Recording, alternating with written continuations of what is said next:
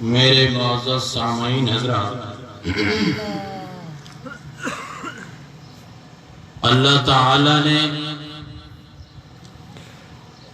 اس عظیم امت کے لیے اس عظیم ہستی عظیم پیغمبر کے صدقے 2 دن خوشی کے مقرر فرمائے ہیں۔ ایک دن عید الفطر کا اور ایک عید خوشی کا دن عید الاضحیٰ کا۔ اللہ کے نبی نے فرمایا یہ دن کوئی عام دن نہیں، یہ عید کا دن اجرت ملنے کا دن ہے، یہ عید کا دن اللہ کے انعامات کی بارش کا دن ہے۔ جو پورا مہینہ اللہ کے نبی آخری نبی کے امتیوں نے پیاس اور بھوک کے ساتھ اللہ کے رسول اور اللہ کو راضی کرنے کے لیے برداشت کیا، قیام لیل، صیام نہار، اللہ تعالی اس دن اس اعمال کا بدلہ اور اجر عطا فرماتے ہیں۔ انسان 2 چیزوں سے مرکب ہے، ایک انسان کا جسم اور ایک انسان کا روح۔ انسان کے جسم کی پیدائش مٹی سے، کیونکہ سب سے پہلا انسان جد امجد انسانیت کا حضرت آدم علیہ السلام پیدائش کے لحاظ سے۔ یہ اس لیے کہہ رہا ہوں کہ اللہ کے نبی نے فرمایا کہ کنت نبیا والآدم بین الماء والتین۔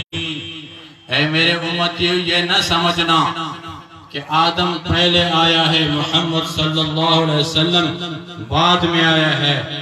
یہ سن لو، آدم کا گارا، آدم مٹی اور پانی کے درمیان میں تھا، اللہ نے مجھے نبی پہلے بنایا تھا۔ تو اللہ کے نبی صلی اللہ علیہ وسلم نے جو بیان فرمایا ہے، اللہ کے قرآن نے جو ارشاد فرمایا ہے، انسان 2 چیزوں سے مرکب ہے۔ ایک انسان کا جسم، یہ جسم خاکی، خاک سے پیدا ہونے والا، مٹی سے ہونے والا، پیدا ہونے والا جسم، اور دوسرے نمبر پہ انسان کے اندر ہے روح۔ 2 چیزوں سے مرکب ہے۔ روح کیسے پیدا ہوا؟ اللہ تعالیٰ کے قرآن نے اس کا جواب دیا، یسألونک عن الروح، کہ اے محمد صلی اللہ علیہ وسلم آپ سے روح کے بارے میں پوچھتے ہیں، ان کو جواب دو، قل الروح من امر اللہ۔ یہ روح کیا ہے؟ اللہ کا ایک امر ہے، اللہ کا حکم ہے۔ تو معلوم کیا ہوا کہ انسان 2 چیزوں سے مرکب ہے، روح، جسم۔ پھر عجیب اتفاق، جیسے انسان کا جسم صحت مند ہوتا ہے، جس طرح انسان کا جسم بعض اوقات مریض ہو جاتا ہے، مختلف مرض اس کو لاحق ہوتے ہیں، جس طرح جسم کے علاج کے لیے ڈاکٹر ہوتے ہیں، جس طرح جسم کے علاج کے لیے ادویات ہوتی ہیں، کہ اگر وہ ڈاکٹر کی نگرانی میں ادویات کو استعمال کرے تو وہ روح بصحت ہو سکتا ہے، روح بصحت ہو سکتا ہے۔ اس طریقے سے روح کو بیماریاں بھی لگتی ہیں، اور روح، دل صحت مند بھی ہوتا ہے، مریض بھی ہوتا ہے۔ اور جب مریض ہو جائے تو اس کے لیے کیا ہے؟ جس طرح جسم مریض، اس کے لیے معالج، ڈاکٹر، سرجن، فزیشن، اس کے علاج کے لیے ٹریٹمنٹ، ادویات، اس طرح اگر روح بیمار ہو جائے تو اس کے لیے بھی اللہ کے قرآن نے روحانی معالج، روحانی ڈاکٹر، روحانی علاج، روحانی دوا کا بھی ذکر فرمایا ہے۔ وہ کون سی چیز ہے؟ روح اگر بیمار ہو جائے اس کا معالج کون ہے؟ اللہ کا قرآن فرماتا ہے، یا ایھا الذین آمنوا، اے ایمان والو، اتقوا اللہ، اللہ کا خوف دل میں رکھو، اللہ کے خوف کی وجہ سے روح تمہارا بیمار نہیں ہوگا، لیکن اس روح کو صحت مند کرنے کے لیے ڈاکٹروں سے بھی رابطہ کرنا چاہیے آپ کو۔ کون سے ڈاکٹر؟ روحانی ڈاکٹر۔ کونوا مع الصادقین۔ اگر روح کو، اپنی دل کو صحت مند دیکھنا چاہتے ہو تو اللہ والوں سے، جو سچے لوگ ہیں۔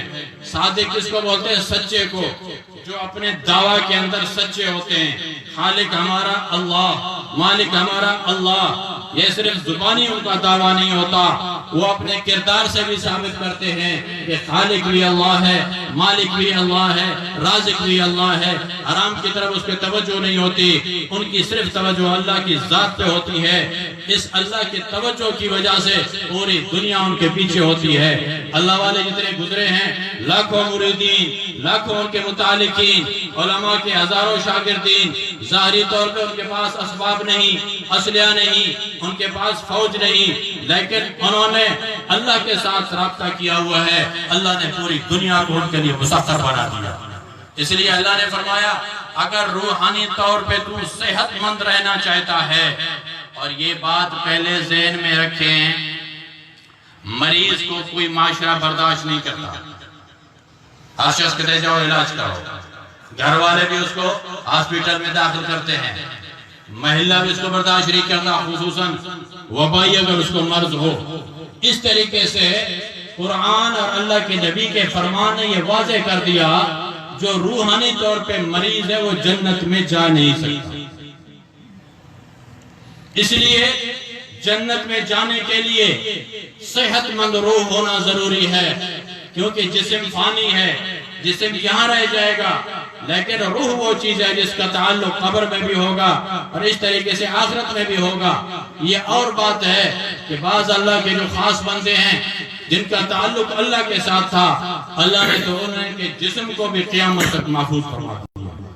جیسے کہ حدیث کا مفہوم ہے، اللہ کے نبی نے فرمایا کہ جب میرا امتی میرے روضے پہ آ کے درود پڑھتا ہے، میں محمد خود کانوں سے سنتا ہوں، خود میں اس کو سنتا ہوں۔ پوچھا گیا یا رسول اللہ، جب انسان مر جاتا ہے، گوشت اس کا گل جاتا ہے، ہڈیاں بوسیدہ ہو جاتی ہیں، تو کیسے آپ سنیں گے؟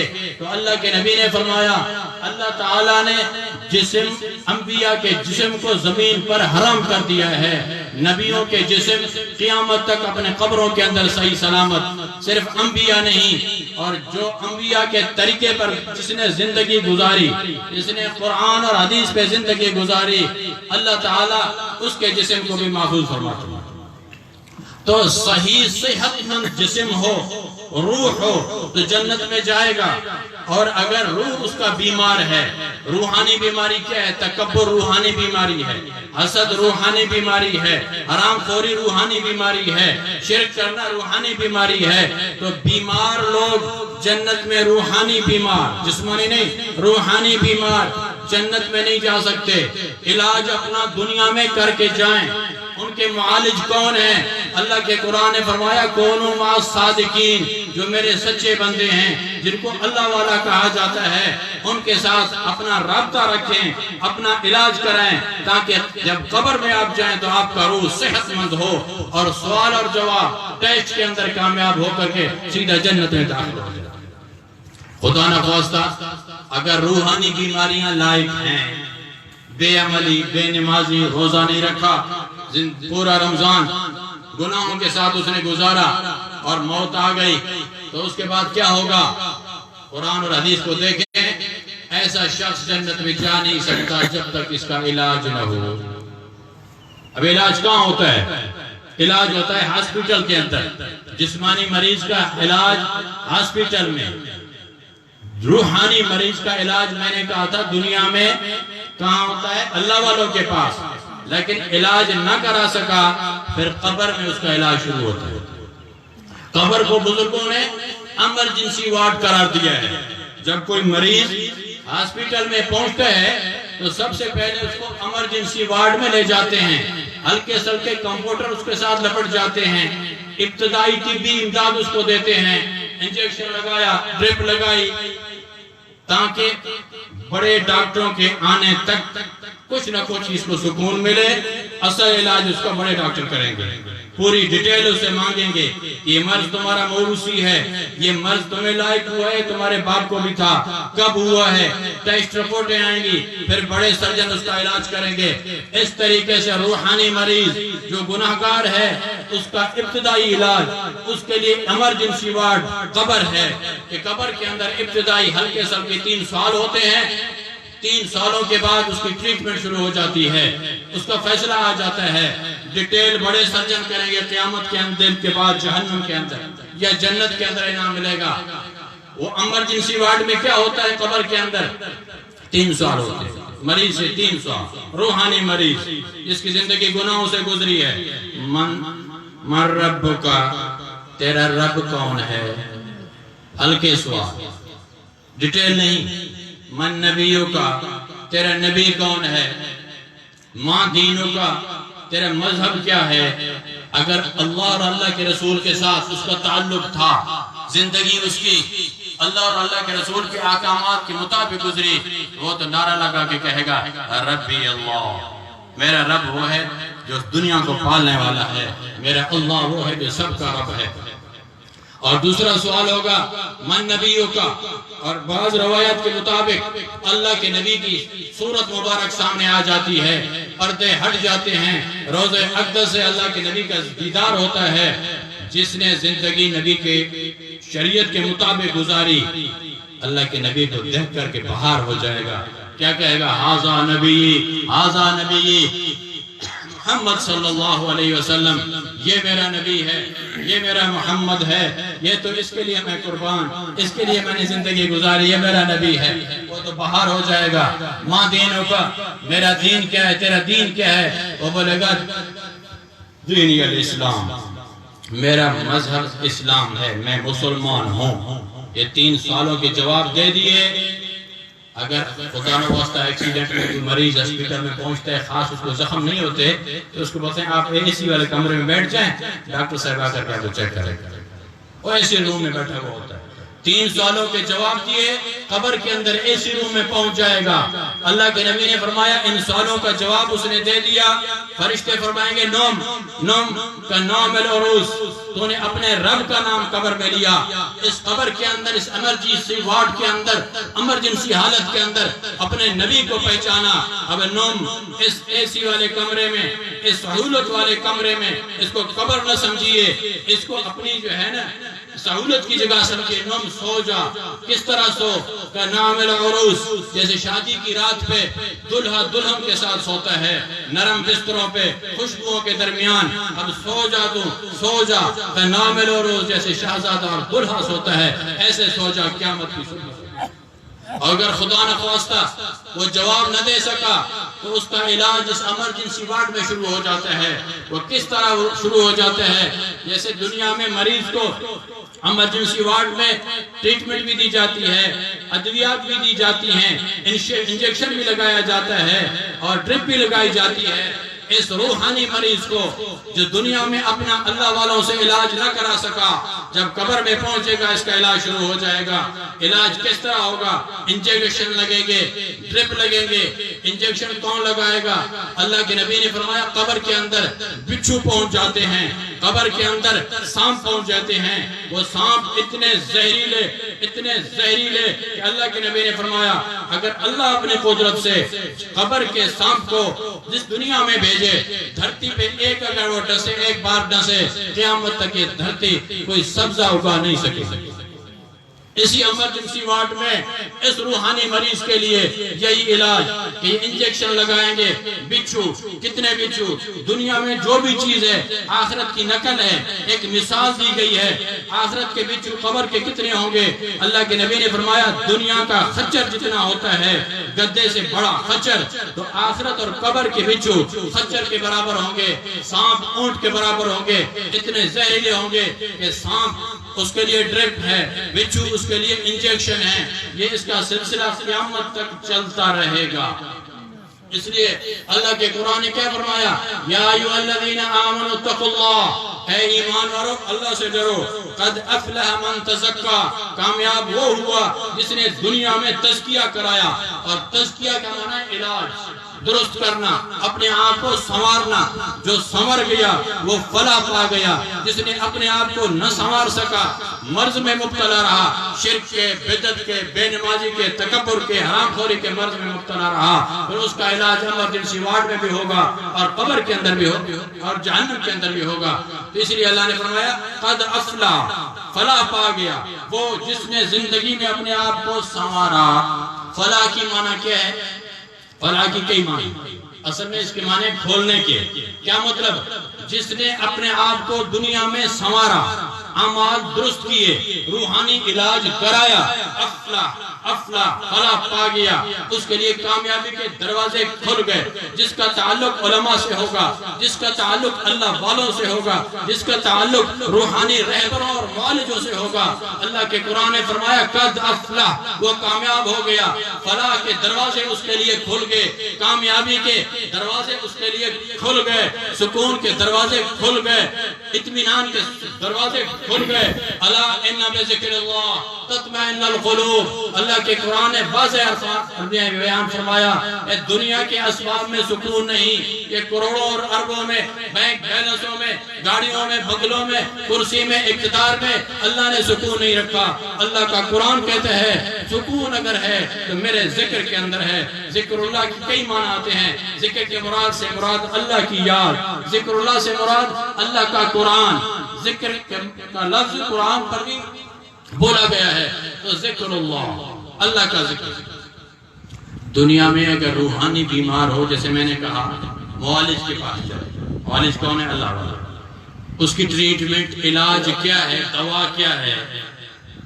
معالج ڈاکٹر گناہگاروں کے لیے اللہ والے، اور اس کا علاج کیا؟ ذکر اللہ کا ذکر.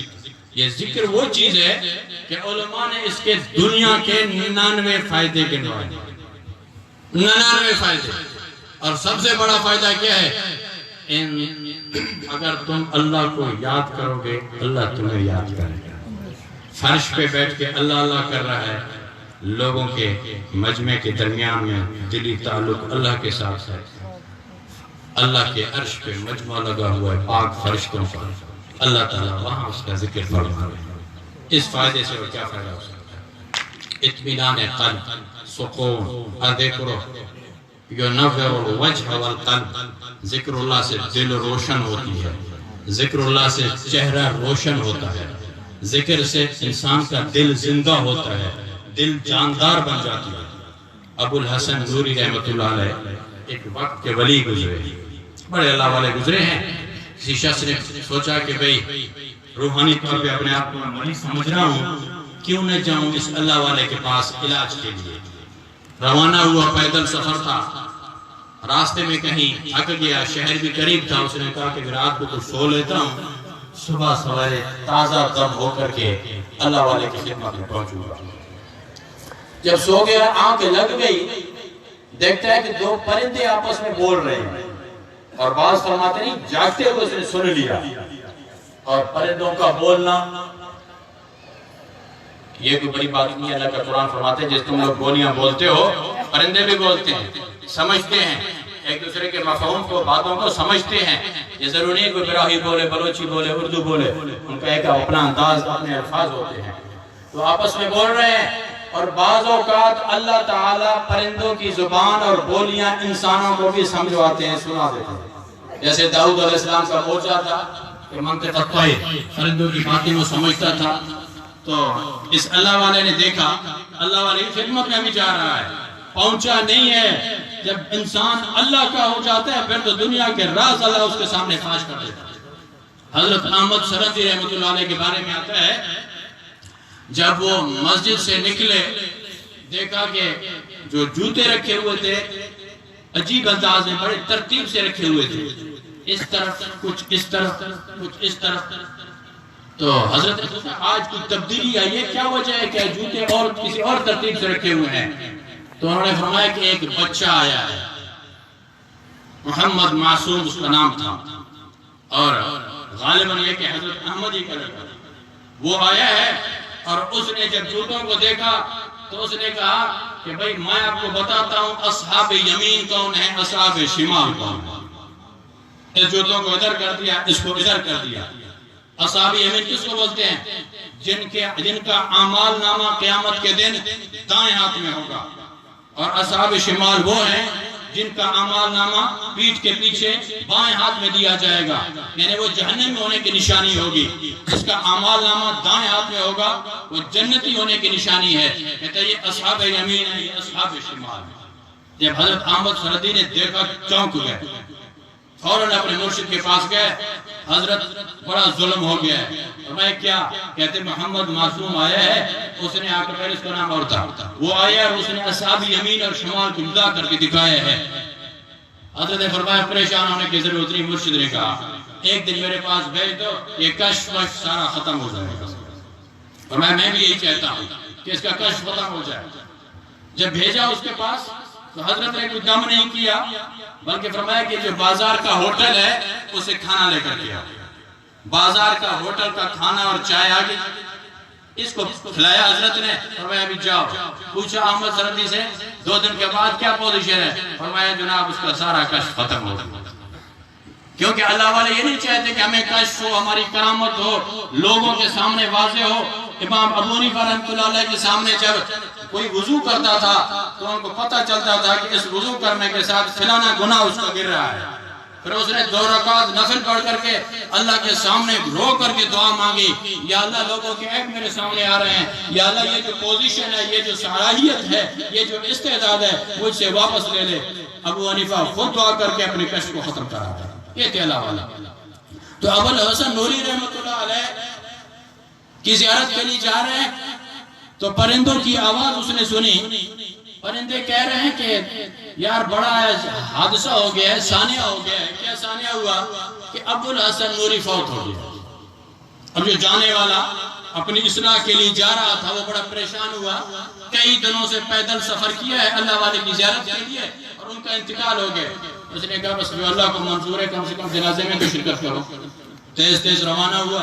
جب حضرت کے شہر میں پہنچا، رونقیں بحال ہیں، بازار کھلے ہوئے ہیں، لوگ اپنے کاروں میں مصروف ہیں، تو حیران ہوا اتنی شخصیت کا انتقال ہوا، لوگوں کو خیال ہی نہیں۔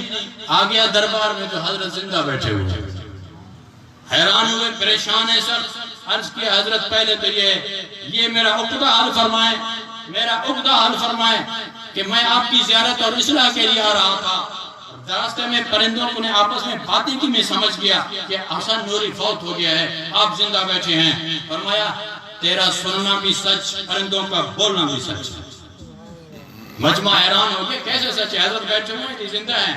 فرمایا جس وقت سحری کے وقت جب پرندے کہہ رہے تھے ابو الحسن نوری فوت ہو چکا ہے، اللہ کی قسم اس وقت میرا دل اللہ کے ذکر سے غافل ہو چکا تھا۔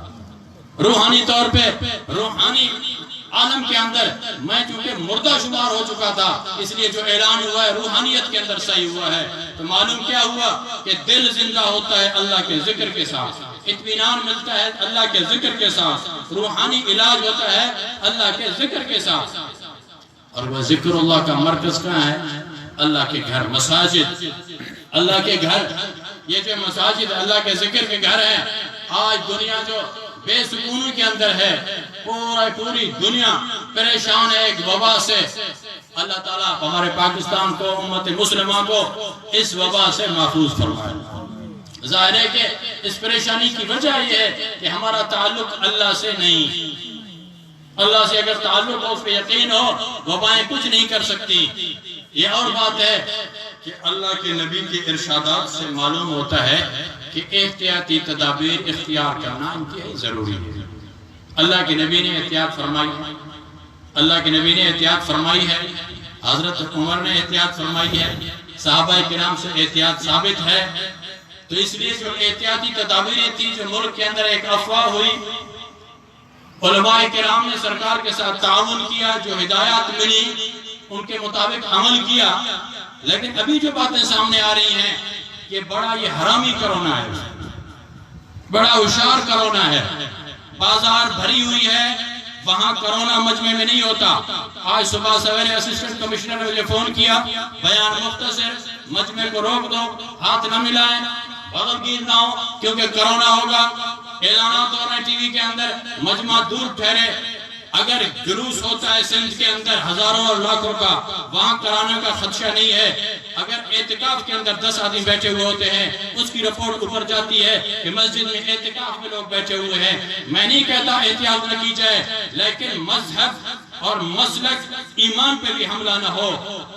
وبا کو لانے والی ذات اللہ کی ہے اور شفا دینے والا بھی اللہ ہے۔ 100 احتیاط کرو۔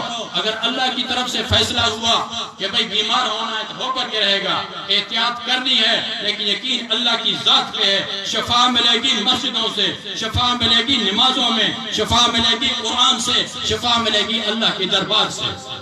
اس لیے احتیاط بھی کرو، احتیاط بھی کرو، لیکن اللہ سے اپنا ناطہ نہ جوڑو۔